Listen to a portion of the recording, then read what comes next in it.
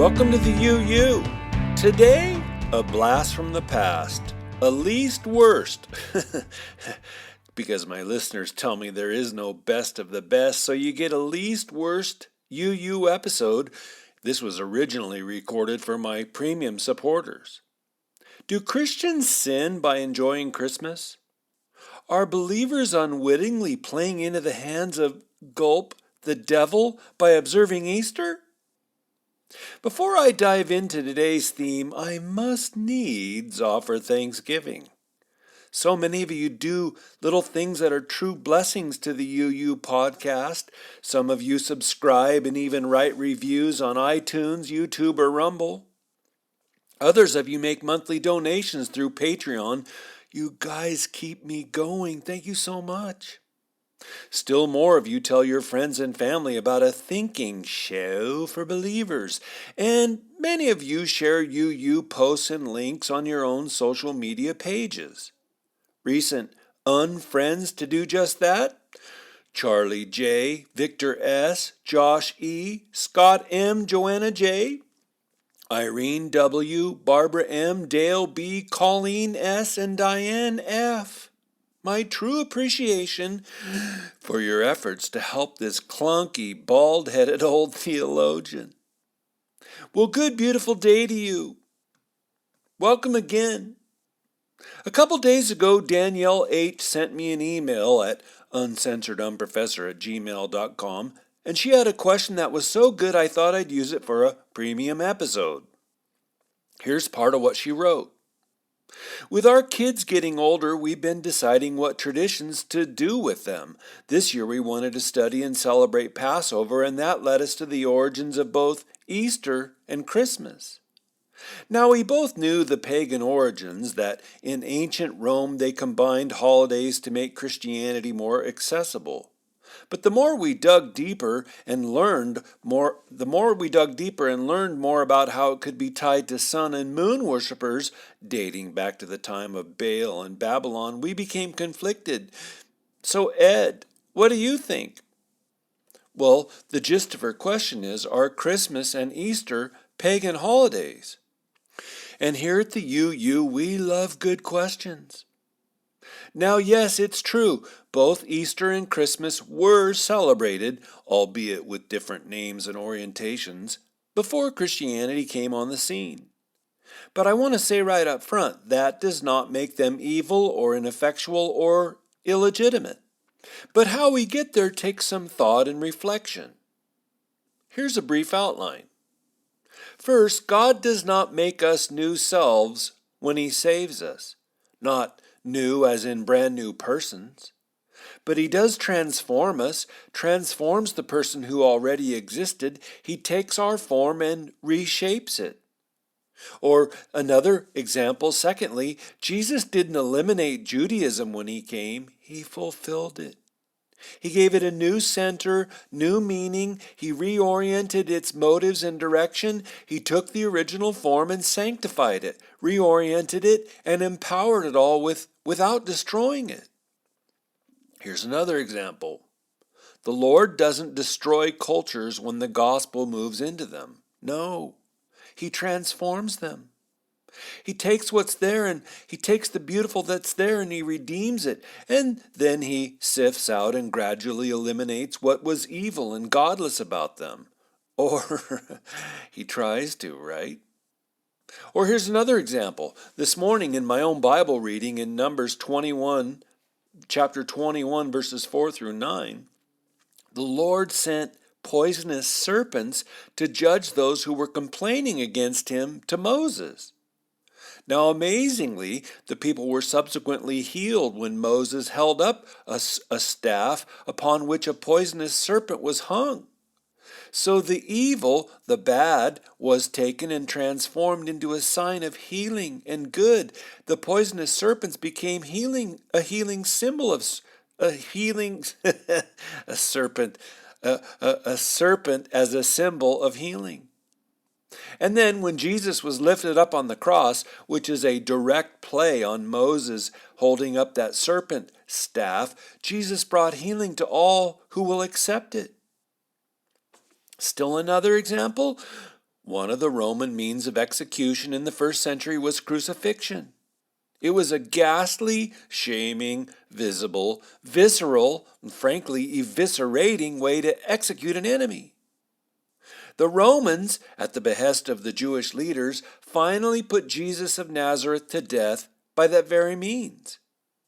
But amazingly, some 300 years later, Christians began to use crosses in their churches and cathedrals. Why?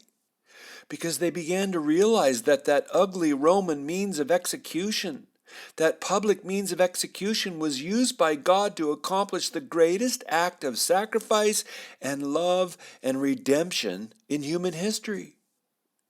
God took something brutal and ugly, something that existed before his Son was even born. He took it and used it to glorify both his Son and himself. Again, God took something that was not beautiful, not even remotely Christian, and turned it into a stunning, gripping Christian form. And I could go on with many of those kinds of examples. Or to get real personal, he takes sinners like me and transforms them. Bit by bit, day by day, year by year, attitudinal adjustment by gradual but perceptual attitudinal adjustment, controlling and informing how we respond here, giving wisdom and measure to how we answer and speak there. Even we sinners in our original fallen state, even we get our own form transformed by the grace and Spirit of God. And that's how it works across all of life.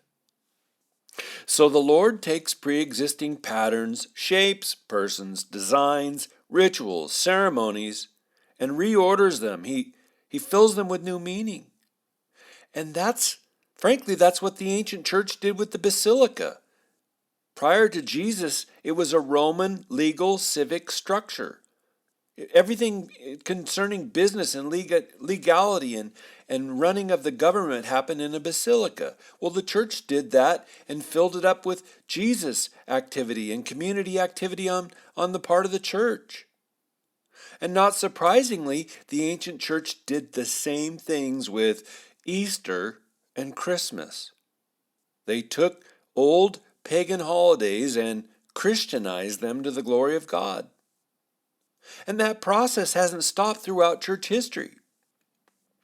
Anyway, Easter and Christmas are legitimate Christian holidays, holy days. It just depends on what we do with them. That's the historic reality. That's God's redemptive dynamic. Let's move with me to a theological reading of that.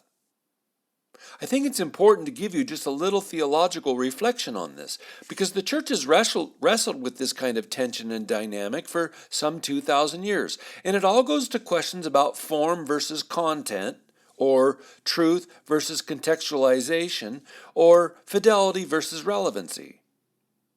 Or, over on another front, Islam, to take an example of a religion that has also given much thought to their expression. Muslim imams have decided that Allah's words to Muhammad must be read and spoken in Arabic. So, after all, so say many Muslims, Arabic is the language God used when he, or when his angel Gabriel, spoke to Muhammad. So it's not the Quran if you don't say it or read it in Arabic. An English translation of the Quran is not the Quran. They teach it's a corruption, a perversion. No, Muslims demand that true worship of Allah goes through Arabic. And millions of Muslims even memorize the Quran in Arabic without understanding any of the words they memorize, because they themselves do not speak or know even Arabic. And in their minds, they're preserving purity.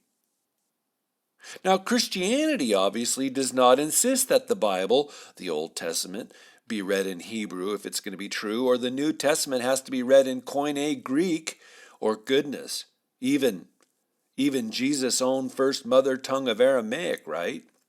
A dialect of which is spoken almost nowhere on the planet today.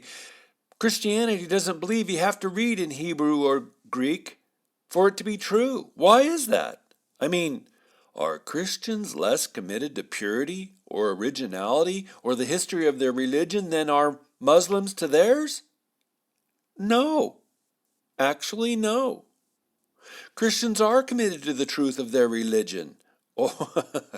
Or else they're not true Christians, and that's a topic I've addressed in numerous podcasts here on the UU. But Christians recognize that the very dynamic of their religion is, from the exact moment of history and reality and our origins, the very dynamic of their religion is incarnate. The eternal and transcendent God came to us in human form. The Son of God, Jesus of Nazareth, was a Jew. Now, I think it's amazing that Jesus didn't demand that his followers convert to Judaism, or Galilean Judaism, or Aramaic Judaism. He did demand that they convert to following him. He didn't demand they speak Aramaic. He did demand that they recognize him as the judge of all humanity. He didn't demand that they feed the poor. He did demand that they repent of their sins and follow him. So, what is following him called? Christianity. And because of the incarnation, Christianity has, from the beginning, made tremendous space for the truth, love, the holiness, grace of God to manifest itself through numerous cultural, and personal forms. God comes to and lives in and works through different cultures. God comes to and lives in and works through different people. The obedient point of Christianity is not to maintain some original, perfect, historic, first century Jesus community purity of form. No, the obedient point is to be indwelled by the truth, love, grace, and spirit of Jesus Christ.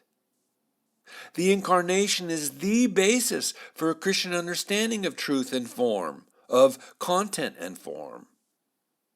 So, having said that, what is the content? Jesus of Nazareth, crucified and resurrected. What is the form? Well, it takes many cultural forms because he indwells millions of different people.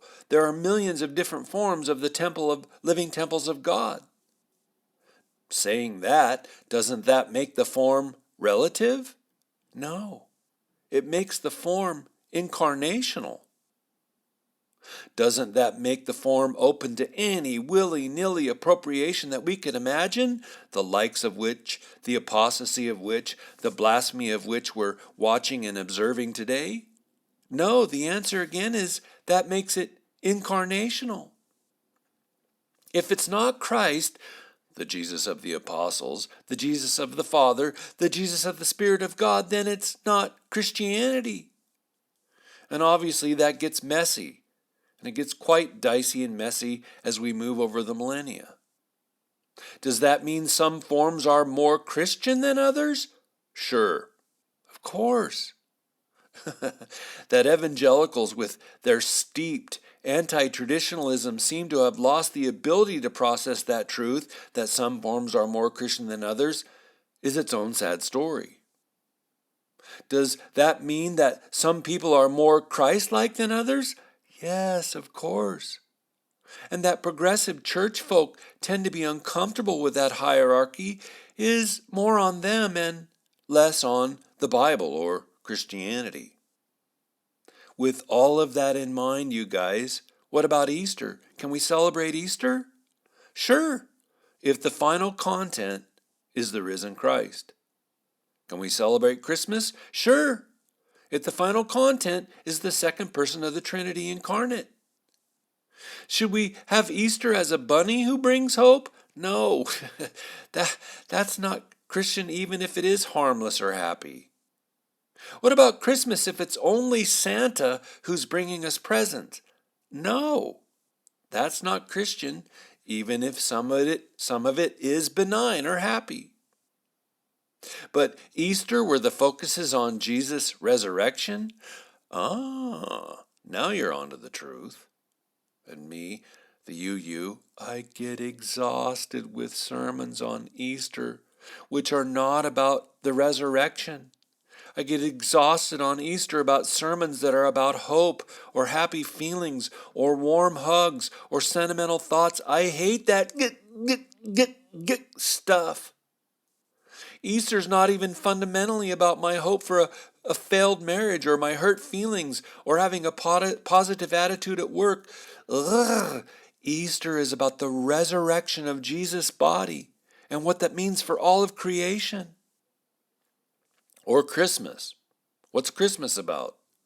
The focus on the epiphany and the advent of God's eternal Son in the flesh. And if you're celebrating Christmas with that in your heart and mind, you're on to the truth. And again, sorry, I'm exhausted with sermons around Christmas, which are not in fact about Christmas.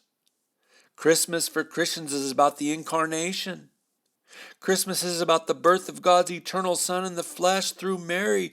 Christmas is not fundamentally about the love we all share, or healing my wounded feelings, or the positive attitude that I have while I raise my kids. Oh, I get grossed out by sermons like that. Easter and Christmas are splendid examples of what the church, theologians, pastors, priests, committed Christians, and disciples have struggled about. Work out your salvation with fear and trembling. Easter and Christmas are splendid examples of what committed Christians have worked through for 2,000 years. Because you can have the form, the core of which is Christ. Can that take on different cultural forms? Yes, and Jesus means to transform them all. But what is the original commitment of Christianity? Christ. Can that manifest through all manner of different personality forms? Yes, he means to transform them all. And with all of that in mind, with hearts full of worship and love and gratitude for the incarnation, we say, beauty, beauty, beauty. Holy, holy, holy, to him who sits on the throne and unto the Lamb be all riches, honor, majesty, and glory. Praise to the Father, the Son, and the Holy Spirit, eternal, mysterious, triune being who transcends all reality and who means to save it because he loves it. Oh, beauty, beauty, beauty. Thanks for thinking with me, you guys. Thank you so much for supporting the show. Until next week, please go and turn your beautiful God-given brains on, everybody.